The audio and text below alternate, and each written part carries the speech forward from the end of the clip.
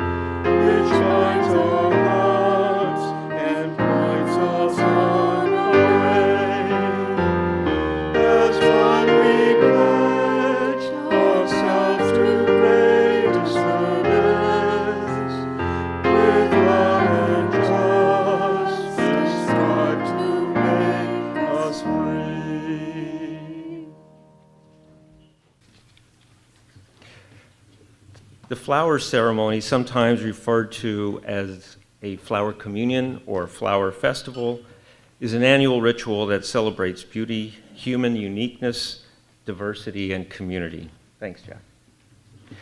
Originally created in 1923 by Unitarian minister Norbert Kapek of Prague, Czechoslovakia, the flower ceremony was introduced to the United States by Reverend Maya Čapek, Norbert's widow.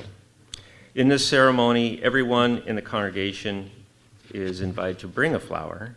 Each person places a flower on the altar, or as we have here, we just put it in the vase. The flowers are blessed and then redistributed. At the end of the service, you'll be invited to select a flower. Please do. Each person brings home a different flower than the one that they had brought, and in doing so, bring home with them a piece of this congregation. So I'd like to invite anyone who is young in body or in spirit to come on up to the front. Today's story is Here We Are by Oliver Jeffers. In case you are familiar with Oliver Jeffers, he also wrote The Day the Crayons Quit, which is hilarious. And I know my crayons would like to have quit too when I was a kid. So this is called Here We Are, Notes for Living on Planet Earth. This is our general neighborhood on planet Earth. Our solar system is one of trillions. It's not to scale. This is just a picture. Well, hello. Welcome to this planet. We call it, what do we call it? Earth, yes. It is the big globe floating in space on which we all live. We're glad you found us, because space is really, really big. There is much to see and do here on Earth, so let's get started with a quick tour.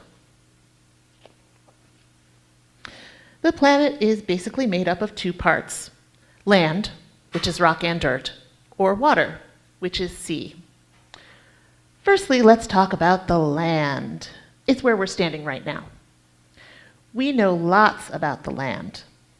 See, it can be hot, like Kilauea that's really hot right now, or it can be pointy or cold or bumpy or flat or dry.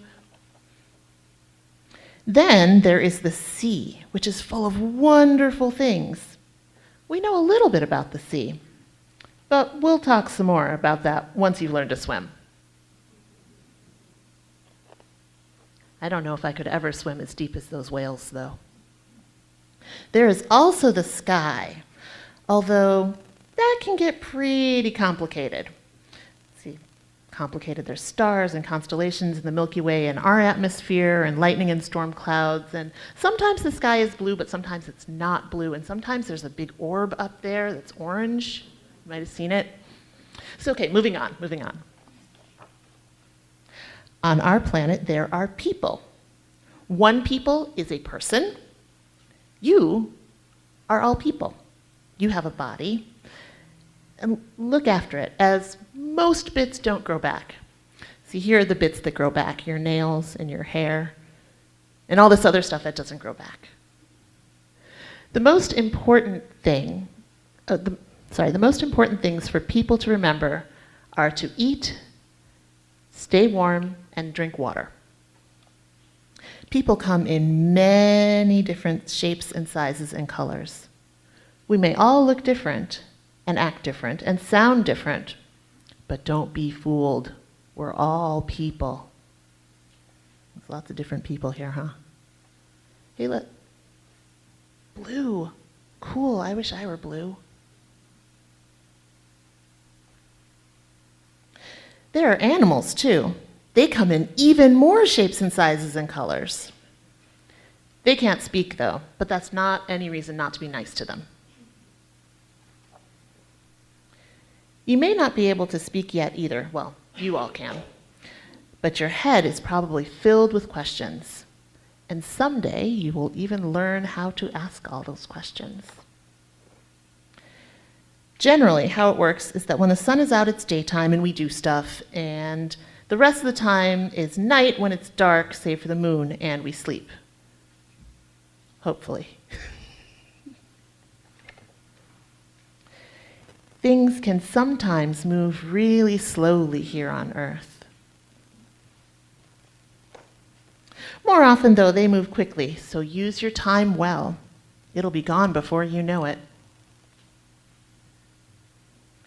Though we've come a long way, we haven't quite worked everything out, so there's plenty left for all of you to do. You'll figure out lots of things for yourself. Just remember to leave some notes for everyone else. It looks big, Earth does, but there are lots of us on here. 7,327,450,677 and counting. So be kind. There is enough for everyone.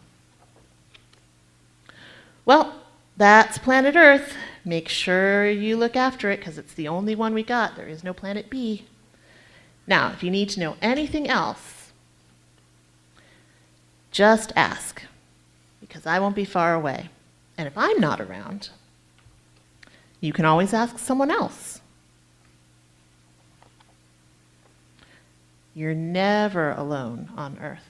Look at all these people you could ask. If this person's not here, you can ask this person or that person or that person, or somebody in a diving suit. And that's it. Oh, I just want to read this one, though. There are only 3 words you need to live by, son. Respect, consideration, and tolerance. Oliver's dad. That's Oliver who wrote this story.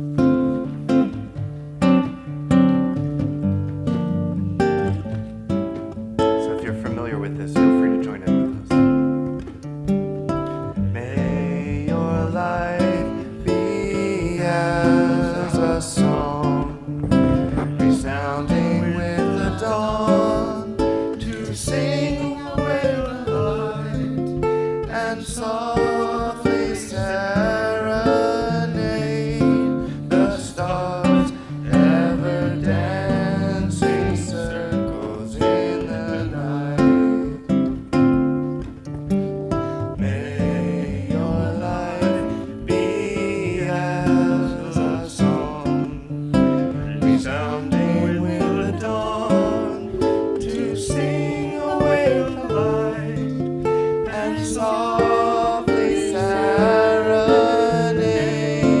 the stars, ever dancing circles in the night.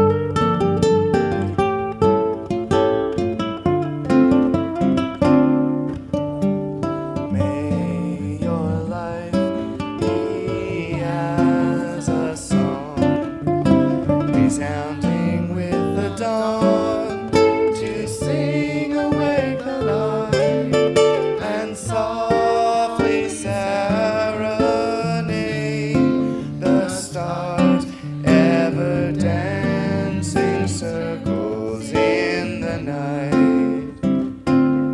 Ever dancing circles in the night.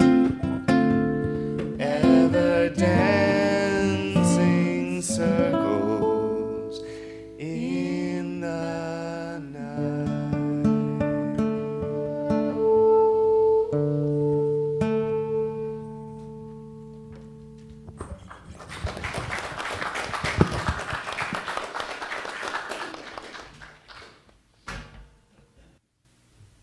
So for a reading this morning, I have one by Erica Hewitt. She actually is the editor of the Braver Wiser blog that the UUA runs. It's a really good one if you ever get a chance to read it. She starts with a quote: "Share the good news at all times. If necessary, use words." St. Francis of Assisi. Ding dong. When my friend Beth answered her door one day, she found a pair of earnest Mormon missionaries, young men wishing to chat with her about their religion. Beth being Beth, she invited her visitors in. She listened to what they had to say. In response, shared her good news, her beliefs about justice and inclusion, of being responsible for the most vulnerable among us, of countering oppression with love. The point wasn't to change their minds, and the missionaries must have realized they were not going to change hers. Beth's intention was to create a moment of connection beyond or in spite of opposing beliefs. At the end of their visit, one of the Mormons asked, "Shall we pray together before we leave?" "Yes," said Beth, "I'll go first." And so she said a prayer, and the missionaries said a prayer, and they parted ways. Well, days went by, and the weather grew oppressively hot. And again, one morning, Beth heard her doorbell, ding dong, and on her doorstep were those same missionaries wilting in the harsh sun. "Can we have some water?" one of them asked. "Hello," said Beth. "I was thirsty and you gave me drink. Of course, come on in."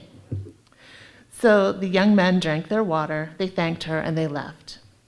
Beth never saw them again. But those missionaries have never left my mind, because their story forces me to examine my own heart and the way its doorways sometimes stay stubbornly closed.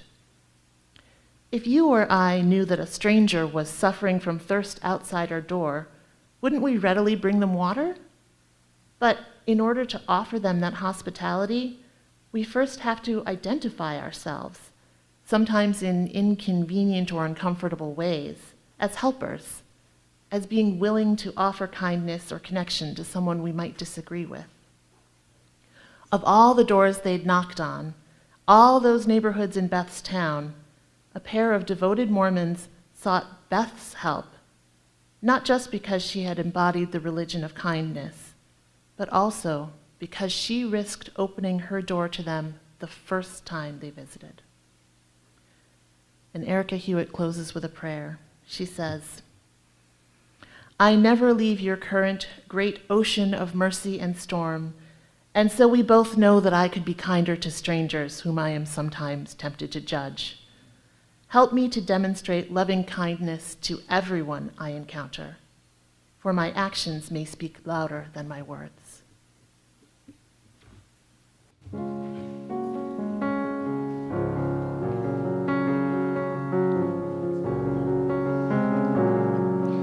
Yesterday a child came out to wander, caught a dragonfly inside a jar.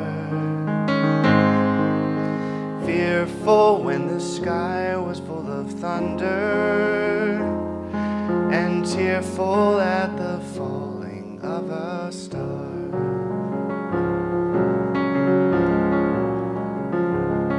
And the seasons, they go round and round, and the painted ponies go up and down. We're captive on a carousel of time. We can't return, we can only look behind from where we came, and go round and round and round in the circle game. So the years spin by, and now the boy is 20. Though if years have lost some grandeur coming through, there'll be new dreams, maybe better dreams, and plenty before the last revolving year is through. And the seasons, they go round and round, and the painted ponies go up and down. We're captured on a carousel of time. We can't return, we can only look behind from where we came, and go round and round and round in the circle game. We can't return, we can only look behind from where we came, and go round and round and round in the circle game.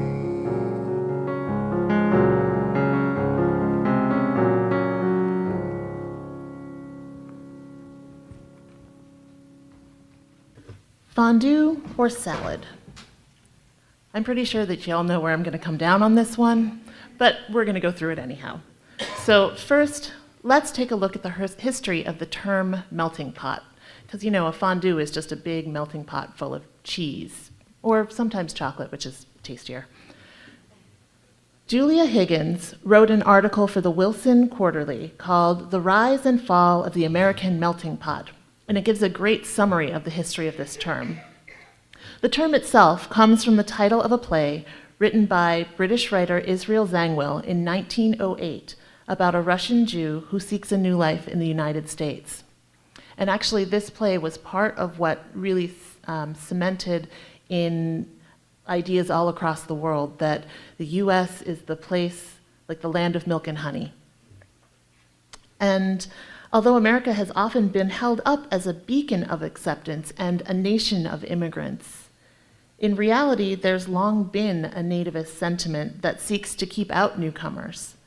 Even the idea of a melting pot implies that in order to become American, immigrants have to give up their language, their history, their culture, and everything they brought with them in order to blend into the big cheesy goodness. In addition, Higgins points out that for many immigrants, gaining acceptance often required them to ostracize the next wave of immigrants.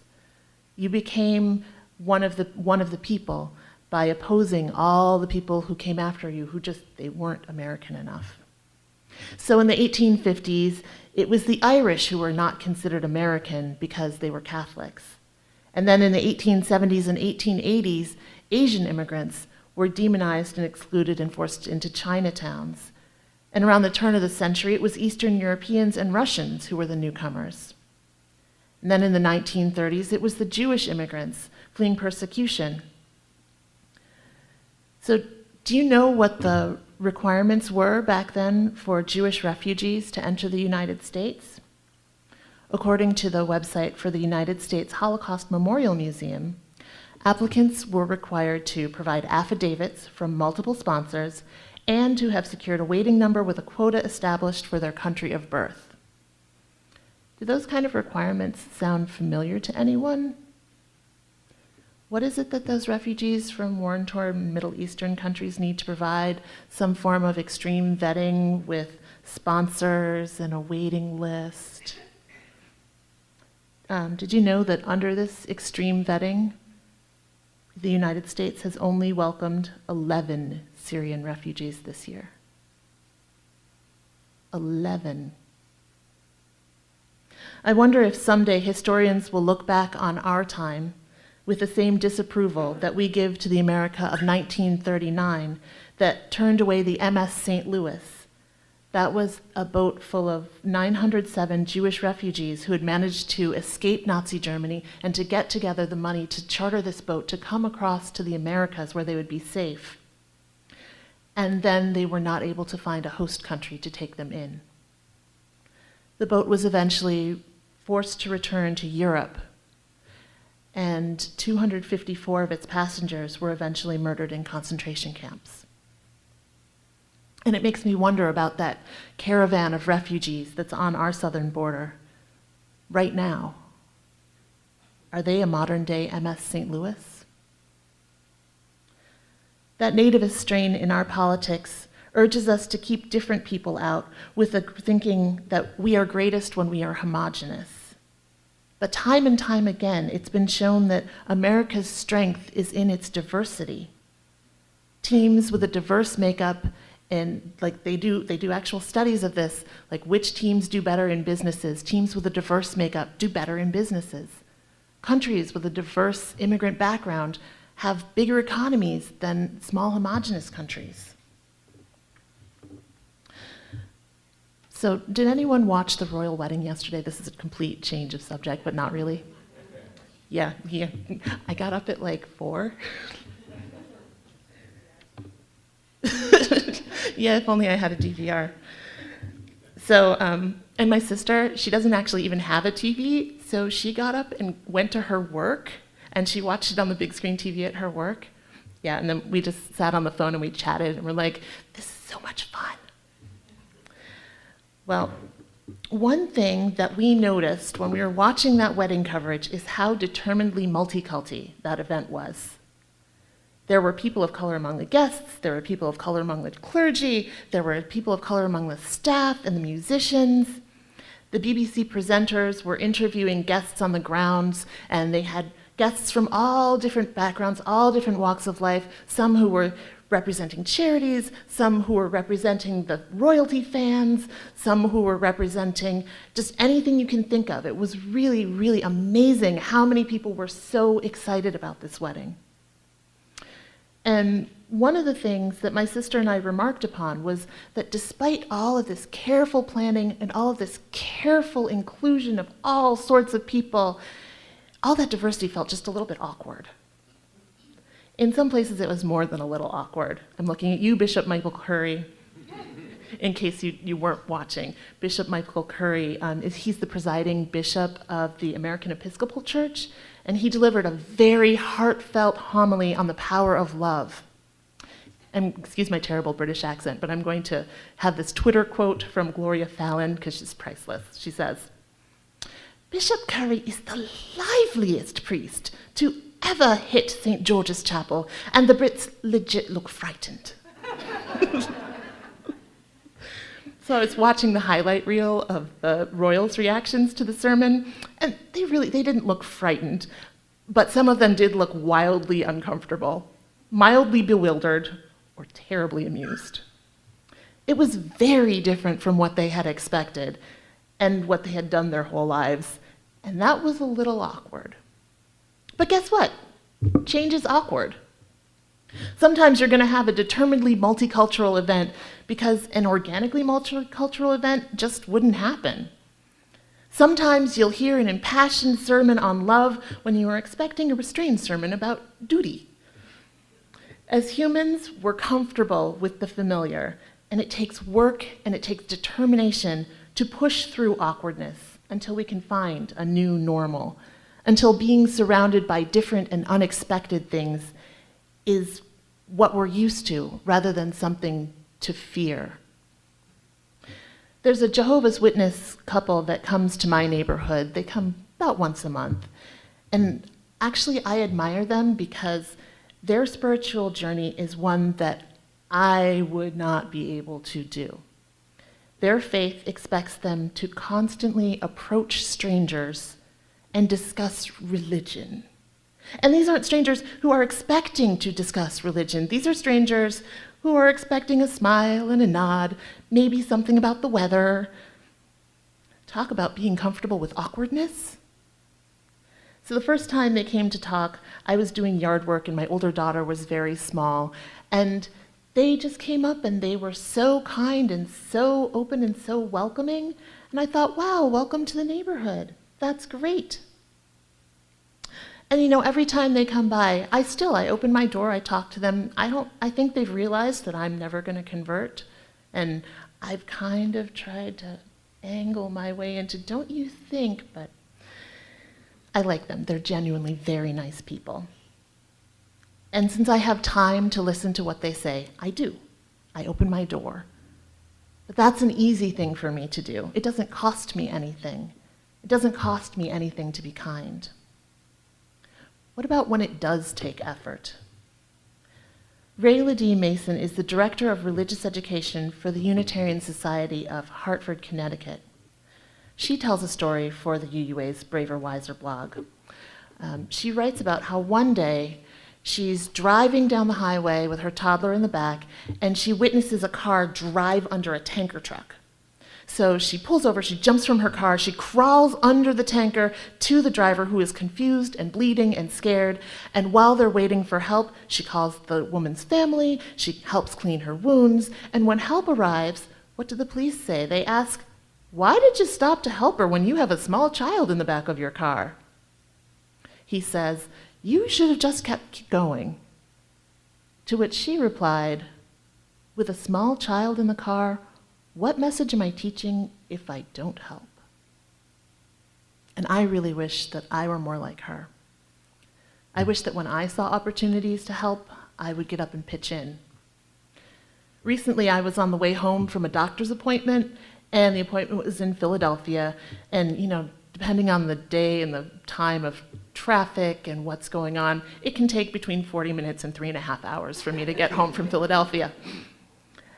And there was a man who was pulled over on the South Street Bridge, and he was going the opposite direction with me, and he had his spare tire out of his car, and he was on his cell phone, and I heard him call out, "Does anyone have a jack?" And it was a nice day, and my window was down, and I thought he was talking to someone on the phone named Jack. I'm like, "Who's Jack?" So he repeated, he said, "I've got a spare. I just need a jack." And just as my tired brain made the connection that he needed help, the light changed, and I was in the wrong lane. So I turned with an apologetic smile and a wave, and I felt terrible the whole ride home. I spent the entire 2-hour drive, it was only 2 hours, wishing that I were a better person. Yeah, it would have been annoying and difficult to get into the non-turn lane, find a place to turn around, find a safe place to park that was near the stranded car, fish out my jack, wait for him to fix the car, and entertain my 2-year-old who was in the back seat. Yes, helping this man might have made me late to pick up my other daughter from school, but it was the right thing to do, and I didn't do it. And until I saw myself not do it, I didn't realize how firmly my door was closed. And it reminds me of the words of De Rio K. Ferrar from the First Unitarian Church of Portland, which I find comforting even though they admonish me to try harder next time. He says, "Living up to my sacred identity is hard. It means confessing that I have prioritized my own happiness at the expense of others. It means recognizing that my perspective is no more important than anyone else's. It means being good to those who I don't think deserve it. It means that every time I fail to choose grace or goodness or peace, I am thoughtlessly squandering my divinity." Squandering my divinity, that's what I did that day. But here's the good news. It's not too late. As long as there's breath in my body, I can still choose to be the kind of person who helps next time, rather than the person who drives by. I can start today. As they say in the financial industry, past performance is not a guarantee of future results. So it seems that every day we're hearing about a new public rant. It might be a public rant that's racist or anti-immigrant or anti-feminist or anti-whatever you can think of to put anti in front of. Now, as a community of people who believe that every person has worth and every person should be treated with dignity, we need to live up to our sacred identity. We cannot stand by. We must stand up. The Lutheran pastor Martin Niemöller wrote the famous lines, "First they came for the socialists, and I did not speak out because I was not a socialist. Then they came for the trade unionists, and I did not speak out because I was not a trade unionist. Then they came for the Jews, and I did not speak out because I was not a Jew. And then they came for me, and there was no one left to speak for me." You might have heard these in different iterations because Niemöller was an extemporaneous public speaker, and he would use the same words or similar words in all of his different speeches. He spent 7 years in a concentration camp during World War II for speaking out against Nazi rule. And he's most famous now for speaking out against hate. But you know what? In the beginning, he had been a supporter of the Nazi policies. Wikipedia has a section about Niemöller where an article by his former cellmate, Leo Stein, is quoted extensively.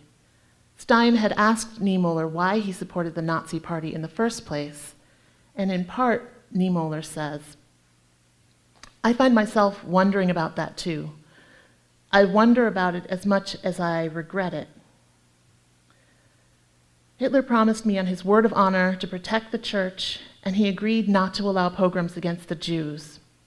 And I really believed, given the widespread anti-Semitism in Germany at that time, that Jews should avoid aspiring to government positions or seats in the Reichstag.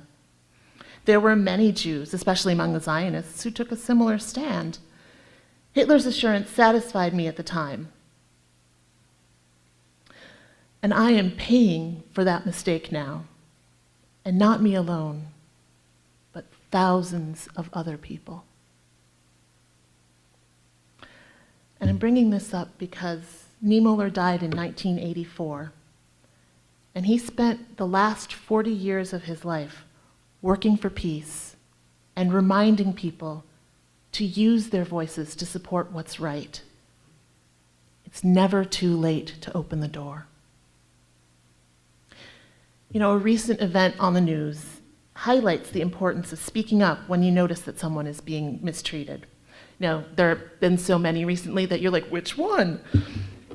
Well, I'm talking about the one in New York City. It was in a New York City restaurant, and in case you're staying away from the news to protect your peace of mind, which I totally get, I'm going to summarize this. There was a New York City lawyer who was in a restaurant, And he heard some people at another table and a couple of employees of this restaurant speaking Spanish. And he started this loud, angry rant about how people in the United States should only be speaking English and how he was going to call ICE on them. But you know what happened? Bystanders in that restaurant, they intervened. They came to the defense of the people who were being berated. And that's why we heard about it. You know, there's an entire article by Ashkat Rathi, which was published on June 30th, 2016 by Quartz Media, and it gives this playbook of how to intervene in racist rants, or any anti-anything rants, really. And the people in this restaurant followed his playbook to intervene. So he writes that first, you need to find the courage to intervene, even if, or maybe especially if, no one else is helping. Next, keep your safety in mind. If you're witnessing something that's a violent attack, call for help. But if you can intervene safely, stay calm, speak from your point of view, don't speak for the victim, don't accuse the bully. And if you can, get the encounter on film and enlist other bystanders. The point is to bring these incidents to light, because when you see them, when you bring it to light, that's when they start being seen as not something to do, as opposed to seen as something that's just the way it is. Another thing that you may have heard about that's something that people are doing nowadays is the safety pin movement. It started right after the election. People would, and some people still do, wear safety pins to show that they're safe people to come to if you need help. So you may also be aware of a little bit of controversy about the safety pins.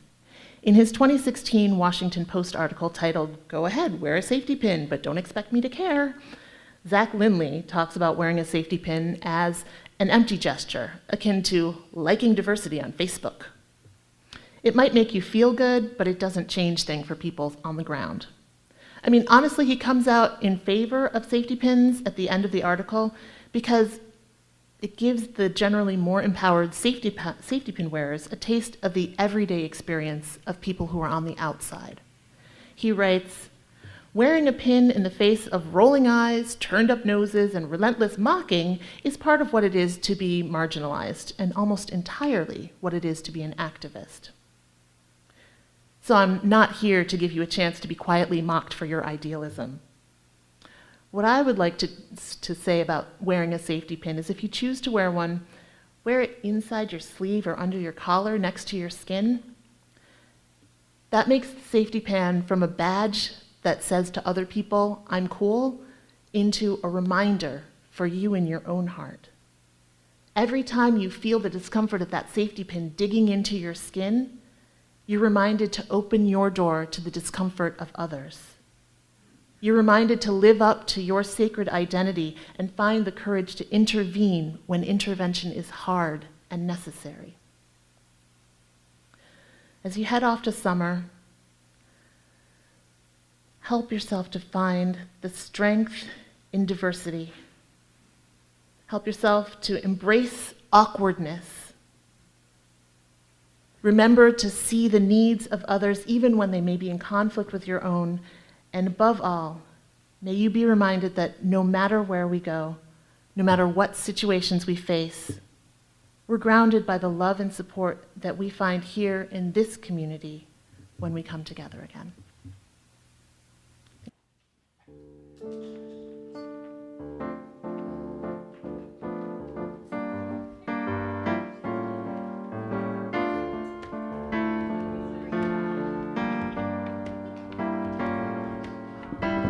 All right, congregational photo. So don't put all the chairs away, we got to move them around.